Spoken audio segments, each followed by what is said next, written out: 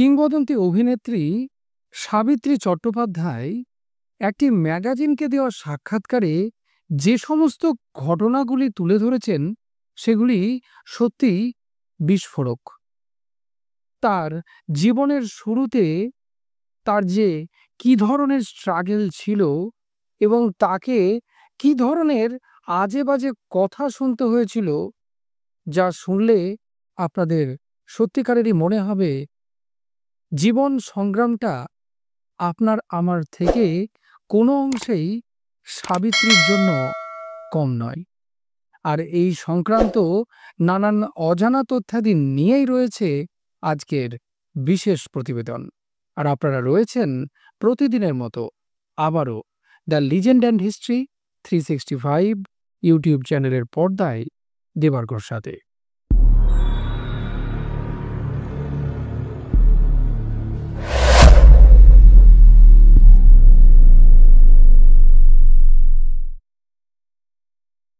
সাবিত্রী চট্টোপাধ্যায় ম্যাগাজিনটিকে দেওয়া সাক্ষাৎকারে সেই সময়কার একজন অত্যন্ত প্রভাবশালী প্রযোজক তাকে দেখে যে কথাটি বলেছিলেন সেই ঘটনার কথা প্রথমেই তুলে ধরেন।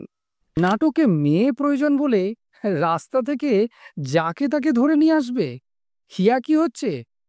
কানা খোড়া ল্যাংড়া ভিখিরি যে কাউকে ধরে আনবে, সে মেয়ে হলেই হলো? এটা একটা চেহারা? গায়ের রং কয়লার মতো কালো, কঙ্কালের মতো রোগা, হে আবার অভিনয় করবে? ভাগাও এটাকে। যিনি কথাগুলি বলেছিলেন তিনি বাংলা নাট্য জগতের এক সময়কার অত্যন্ত প্রভাবশালী একজন প্রযোজক। যাকে কথাগুলো বলা হচ্ছিল তিনিও বাংলা নাটক এবং সিনেমার কিংবদন্তি অভিনেতা ভানু বন্দ্যোপাধ্যায়। আর যাকে নিয়ে এই এতগুলো কথা বলা হলো সেই মানুষটা ছিলাম আমি, অর্থাৎ সাবিত্রী চট্টোপাধ্যায়। আনন্দলোকে আমার আত্মজীবনী হঠাৎ এই গল্পটা দিয়েই শুরু করার পেছনে একটা বিশেষ কারণ রয়েছে। অনেকেই বলবেন যে আত্মজীবনী সবসময়ই ইতিবাচকভাবে শুরু করা উচিত। আমার ছোটবেলার গল্প কিংবা আমার সাফল্যের গল্প দিয়ে।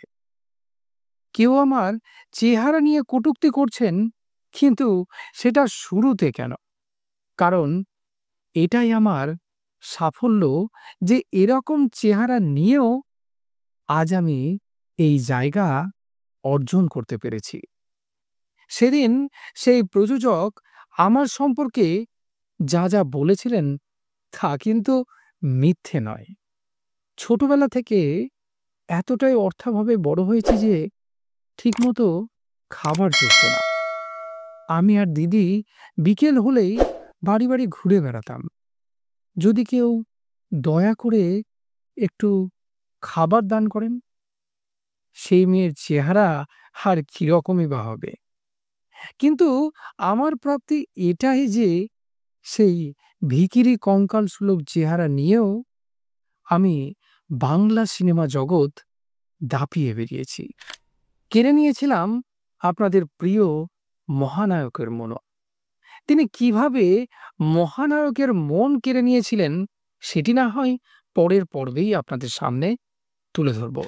কিন্তু ভেবে দেখুন, চেহারা বলুন, গায়ের রঙই বলুন, আর অভাবের কথাই বলুন, এসব কিন্তু নেহাতই অজুহাত। যদি আপনার ইচ্ছেটা অটুট থাকে তবে রূপলি পর্দাও আপনার গল্পে রং ছড়াবে। এই গল্প যদি আপনাকে অনুপ্রাণিত করে থাকে তবে এই ভিডিওটি বেশি বেশি করে শেয়ার করুন, যেন আরও অনেকেই বুঝতে পারেন যে সৌন্দর্য নয়, সাফল্যের আসল গোপন রহস্য হলো আত্মবিশ্বাস আর পরিশ্রম।